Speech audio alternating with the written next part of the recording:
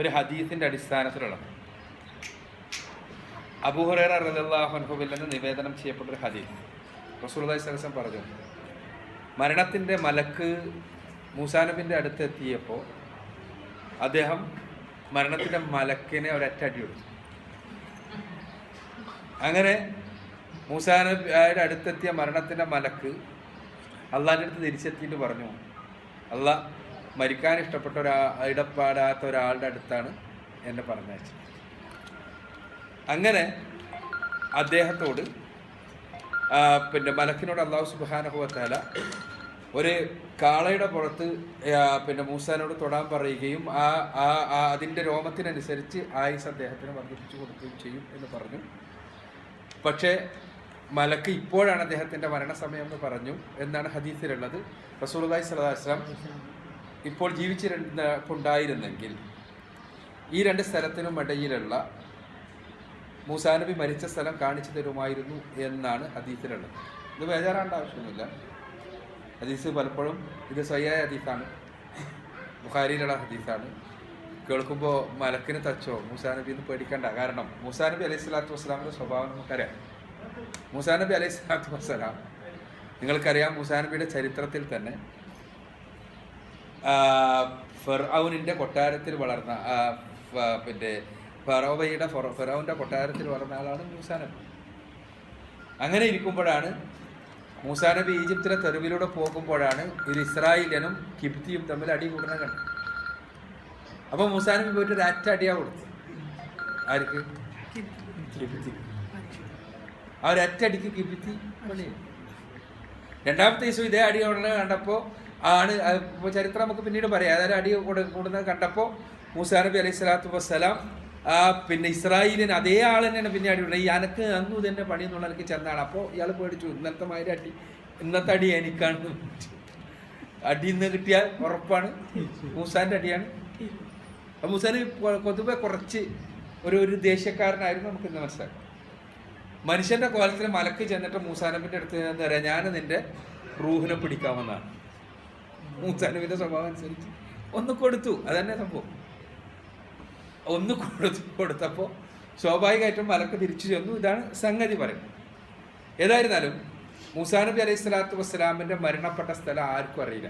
ഇത് ബൈബിളിൽ തന്നെ വളരെ കൃത്യമായി മൂസാ നബിയുടെ ചരിത്രം പറയുന്നത് തോറയിൽ ആവർത്തന പുസ്തകത്തിലെ 34-ാം അധ്യായത്തിൽ 7 മുതൽ 4 വരെയുള്ള വചനങ്ങളിൽ വളരെ കൃത്യമായി പറയുന്ന കാര്യമാണ്. മോശയുടെ മരണപ്പെട്ട സ്ഥലം ആരാണ്, എവിടെയാണെന്ന് ആർക്കും അറിയില്ല. ഇവിടെ അബൂ ഹുറൈറ റളിയല്ലാഹു അൻഹു പറയുന്നത്, റസൂലുള്ളാഹി സ്വല്ലല്ലാഹു അലൈഹി വസല്ലം ജീവിച്ചിരിപ്പുണ്ടായിരുന്നെങ്കിൽ റസൂലുള്ളാഹി സ്വല്ലല്ലാഹു അലൈഹി വസല്ലം കാണിച്ചു തരുമായിരുന്നു. അത് വഹീന്റെ അടിസ്ഥാനത്തിൽ കാണിച്ചു തരുമായിരുന്നു എന്ന് മാത്രം. ഏതായിരുന്നാലും ഈ രണ്ട് സ്ഥലത്തിന്റെ നടുവിലാണ് എന്ന റസൂലുള്ളാഹി സ്വല്ലല്ലാഹു അലൈഹി വസല്ലമയുടെ വഹീന്റെ അടിസ്ഥാനത്തിലുള്ള പരാമർശത്തിന്റെ അടിസ്ഥാനത്തിൽ നിർമ്മിക്കപ്പെട്ട ഒരു സ്ഥലം മാത്രമാണ് ഇത്. മൂസാ നബി മരണപ്പെട്ട സ്ഥലപാട് എന്നുറപ്പില്ലാത്ത സ്ഥലമാണ്. എന്നാൽ ഈ രണ്ട് സ്ഥലത്തിൻ്റെ നടുവിലാണ് എന്ന ഹദീസിൻ്റെ അടിസ്ഥാനത്തിൽ നിർമ്മിക്കപ്പെട്ട ഒരു സ്ഥലമാണ് എന്ന് മനസ്സിലാക്കും. അതിൻ്റെ ചരിത്രപരമായ ഈ സ്ഥലത്തിൻ്റെ പ്രാധാന്യം നമ്മൾ മനസ്സിലാക്കേണ്ട അവിടെയാണ്. നമ്മുടെ ഗൈഡ് ഇവിടെ സൂചിപ്പിച്ചതുപോലെ ബഹുഭൂരിപക്ഷം മുസ്ലിങ്ങളും ഇവിടെ സന്ദർശിക്കുന്നത് ഇത് മൂസാ നബി മരിച്ച സ്ഥലമാണെന്ന് വിചാരിച്ചിട്ടല്ല. മറിച്ച് നേരത്തെ പറഞ്ഞതുപോലെ സലാഹുദ്ദീൻ അയ്യൂബിയുടെ കാലം അവിടെ എന്തെങ്കിലും ചരിത്രപരമായ ഇമ്പോർട്ടൻസ് ഉണ്ടെന്ന് പറയുമ്പോഴാണ് അത് മുസ്ലിം കിട്ടുള്ളൂ. ആ രൂപത്തിലായിരുന്നു വിഭജനം നടന്നത്. അപ്പം അതുകൊണ്ട് തന്നെ ഇവിടെ മൂസാ നബിയുടെ സ്ഥലം എന്നുള്ള നിലക്ക് അന്ന് മുതൽക്ക് പരിഗണിക്കപ്പെട്ടു പോരുന്നതാണ്. മാത്രമല്ല ഇത് വലിയൊരു ഹോട്ടലായിരുന്നു ഈ പ്രദേശം. ഈ ഹോട്ടൽ മംലൂക്കുകളുടെ കാലത്ത് നിർമ്മിക്കപ്പെട്ടതാണ്. അഥവാ സലാഹുദ്ദീൻ അയ്യൂബിയുടെ ശേഷമുള്ള ഭരണകാലം മംലൂക്ക് അവരുടെ ഭരണകാലത്ത് നിർമ്മിക്കപ്പെട്ട ഈ ഹോട്ടലിൽ 360 റൂമുകളുണ്ടായിരുന്നു. 360 റൂമുകളുള്ള വലിയൊരു ഹോട്ടലായിരുന്നു. ഈ ഹോട്ടലിൻ്റെ പ്രാധാന്യം എന്താണെന്ന് വെച്ചാൽ മക്കയിൽ നിന്ന് ബൈത്തുൽ മുഖദ്ദസിലേക്ക് വരുന്ന ആളുകളെ അവർക്ക് ഇടത്താവളമായി അവർക്ക് റെസ്റ്റ് ചെയ്യാൻ, അവർക്ക് വിശ്രമിക്കുവാനുള്ള ഇടത്താവളമായി ഉപയോഗിക്കപ്പെടുന്ന സ്ഥലമാണിത്. അതാണ് ഇതിൻ്റെ ചരിത്രപരമായ യഥാർത്ഥത്തിലുള്ള പ്രാധാന്യം. ഈ സ്ഥലം 1967 ഇസ്രായേലി കുടിയേറ്റം ഒക്യുപ്പേഷൻ തുടങ്ങുന്നതിന് മുൻപ് നേരത്തെ പറഞ്ഞതുപോലെ മുസ്ലിങ്ങൾ ഇവിടെ ഒരുമിച്ച് കൂടുകയും അവരുടെ പല പണികളും ഇവിടുന്ന് ചെയ്യുകയും ചെയ്തിരുന്നു. അവർക്ക് ചില നേർച്ചയും ഉണ്ടെങ്കിൽ ആ നേർച്ച ഇവിടുന്ന് ചെയ്തിരുന്നു. അഥവാ പിന്നെ ബലിയറുക്കാനുണ്ടെങ്കിൽ ബലിയറുത്തിരുന്നു ഇവിടുന്ന്.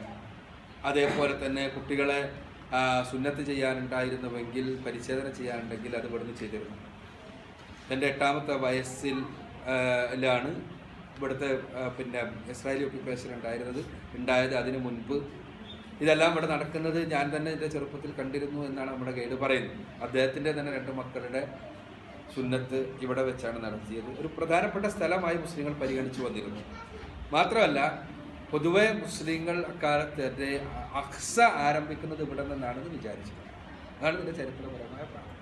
റസൂലുള്ളാഹി സ്വല്ലല്ലാഹു അലൈഹി വസല്ലം പിന്നെ മക്കയും മദീനയും അതിലെയും ഹറം വളരെ കൃത്യമായി തന്നെ രേഖപ്പെടുത്തി തന്നിട്ടുണ്ട്. ഇന്ന സ്ഥലം ഇന്ന സ്ഥലം ഇന്ന സ്ഥലം. അതേപോലെ ഇവിടെ രേഖപ്പെടുത്തിയിട്ടില്ല. ഇവിടെ ബൈത്തുൽ മുഖദ്ദിസ് എന്നാണ് പറഞ്ഞിട്ടുള്ളൂ. അപ്പോൾ ആ പലസ്തീൻ ആ ജെറൂസലം പ്രദേശം മാത്രമാണ് അതിൽ ഉൾപ്പെടുന്നതെന്ന് മനസ്സിലാവണം. എന്നാൽ മുസ്ലിങ്ങളിൽ ഇവിടെ നിന്ന് തന്നെ അഖ്സ ആരംഭിക്കുമെന്ന് വിചാരിക്കുകയും ഇവിടെ നിന്ന് തന്നെ ചെരുപ്പഴിച്ച് വെറും കാലിൽ നടന്നു പോവുകയും ചെയ്തിരുന്ന ആളുകളുണ്ടായിരുന്നു എന്നാണ് ഇവിടെ നിന്ന് മനസ്സിലാക്കുന്നത്. ഇവിടെ ബാക്കിയുള്ള സ്ഥലങ്ങൾ നമ്മൾ കണ്ടതുപോലെ ഇബ്രാഹിമി പള്ളിയിലും അഖ്സയിലും എല്ലാം പോയപ്പോൾ നമ്മൾ കണ്ടു ഒരുപാട് ഇസ്രായേലി പട്ടാളക്കാർ തടഞ്ഞു വെക്കുകയും ചെക്ക് ചെയ്യുകയും ചെയ്തു. ഇവിടെ അങ്ങനത്തെ യാതൊരു ഇസ്രായേലികൾ ഇവിടേക്ക് തിരിഞ്ഞു നോക്കുന്ന പോലുമില്ല. എന്തുകൊണ്ടെന്നാൽ അവരുടെ വിശ്വാസപ്രകാരം മൂസാ നബി അലൈഹി സ്വലാത്തു വസ്സലാം ഇവിടേക്ക് വന്നിട്ടില്ല. നമ്മൾ മൂസാ നബി അലൈഹി സ്വലാത്തു വസ്സലാം വന്നു എന്ന് വിശ്വസിക്കുന്നത് റസൂലുള്ളാഹി സ്വല്ലല്ലാഹു അലൈഹി വസല്ലം ഈ ഹദീസിന്റെ അടിസ്ഥാനത്തിലാണ്. അതേസമയം അവരുടെ വിശ്വാസപ്രകാരം നമ്മൾ കണ്ടു ജോർദാനിൽ നിന്ന് മൗണ്ട് നീബൂയിൽ അവിടെ എവിടെയോ ആണ് മൂസാ നബി അലൈഹി സ്വലാത്തു വസ്സലാമിൻ്റെ പിന്നെ മരണസ്ഥലം എന്നാണ് അവർ വിശ്വസിക്കുന്നത്.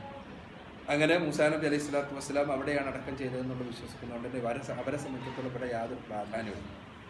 ഇവിടെ അവർക്ക് പ്രാധാന്യം ഉണ്ടായിരുന്നെങ്കിൽ ഇന്നലെ നമ്മൾ അനുഭവിച്ചതുപോലെയുള്ള പ്രയാസങ്ങൾ നമുക്ക് ഇവിടെയും അനുഭവിക്കേണ്ടി വരുമായിരുന്നു. ഇന്നലെ അനുഭവിച്ചതെന്ന് പറഞ്ഞാൽ ഇന്നലെ പിന്നെ മസ്ജിദുൽ അഖ്സയിൽ നമ്മൾ നിസ്കരിച്ചപ്പോൾ മസ്ജിദുൽ അഖ്സ പള്ളി ഫുള്ളാവുകയും പുറത്ത് കുറച്ച് ആളുകൾ ഉണ്ടാവുകയും ചെയ്തു എന്നുള്ളത് ഒഴിച്ചു നിർത്തിയാൽ സാധാരണ പോലെയുള്ള ഒരു വലിയ തിരക്കുണ്ടായിട്ടില്ല. നമ്മളെ സംബന്ധിച്ചിടത്തോളം അനുഗ്രഹിക്കണം. പക്ഷെ സാധാരണ ഉണ്ടാവാറ് ഉള്ള ആയിരക്കണക്കിന് ആളുകളുണ്ടാവും. അതിന് കാരണം പൊതുവെ ഈ പലസ്തീനിലെ എല്ലാ സ്ഥലത്തുള്ള ആളുകൾ ജുമാ നമസ്കാരത്തിന് ഒരുപാട് ആളുകൾ കൊടികൊള്ള ആളുകൾ അങ്ങോട്ട് വരുന്നതാണ്. ഇന്നലെ ജൂതന്മാരുടെ ഒരു പ്രത്യേക ദിവസമായതുകൊണ്ട് തന്നെ എല്ലാ ബാരിക്കേഡുകളും ബന്ധാണ്. അതുകൊണ്ട് ഒരു സ്ഥലത്തുനിന്നും മസ്ജിദുൽ അഖ്സയിലേക്ക് വരാൻ നിർവാഹം ഉണ്ടായിരുന്നില്ല. ഇന്നലെ കാര്യമായിട്ടുണ്ടായിരുന്നത് പിന്നെ ജെറൂസലേമിലെയും അവിടെ പരിസര സ്ഥലങ്ങളിലെയും മാത്രം മുസ്ലിങ്ങളാണ് ഉണ്ടായിരുന്നത്. അതുകൊണ്ടാണ് അവിടെ നില തിരക്കാൻ